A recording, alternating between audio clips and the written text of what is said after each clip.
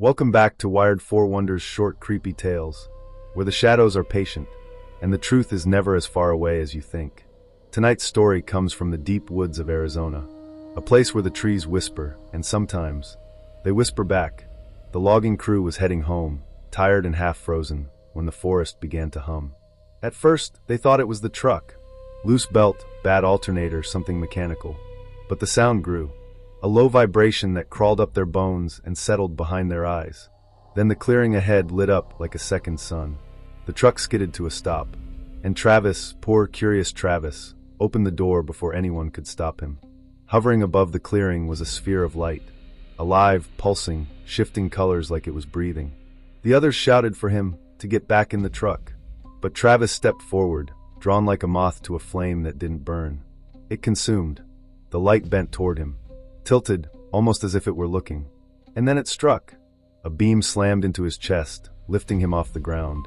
His body arced backward, limp, weightless, then hit the earth with a sound no one ever forgets. The men panicked. They fled, because sometimes terror wins over loyalty. Travis woke to a ceiling that glowed like bone. The air was thick, humming with a rhythm that didn't belong to anything human. He tried to move. His limbs refused. Shapes drifted into view, small, pale, deliberate. Eyes too large. Faces too smooth. Expressions unreadable. One leaned close. Its breath, if it breathed, was cold. Travis tried to scream. Only a rasp escaped. The beings touched him with long, delicate fingers. And the hum grew louder, threading through his bones, pulling at his memories like pages torn from a book. Above him, a panel opened. A swirling darkness waited. A void that felt hungry. Something ruptured, a blast of light and sound. The beings recoiled. The darkness snapped shut. And Travis fell. When he opened his eyes again, he was back in the forest. Cold. Alone. The craft gone as if it had never existed. Only the wind moved through the pines, whispering secrets he could no longer understand. They say he was never quite the same. Not just shaken, but shifted. Like something inside him had been rewired. Like the forest had left a fingerprint on his soul. He spoke little, slept less, and sometimes, when the wind picked up just right, he'd stop mid-sentence and stare at the sky like it was whispering to him.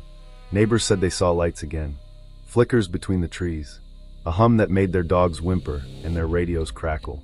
But Travis never went back, not to the clearing, not to the woods, except once. Years later, someone found him standing alone at the edge of the forest, just standing, looking up. When they asked what he was doing, he smiled a strange, distant smile and said, "They remember me. This has been Wired 4 Wonders' short, creepy tales. Sleep lightly tonight, because the forest remembers. And sometimes, it comes back for what it lost." If you enjoyed this tale, please subscribe so you don't miss our next descent into the dark.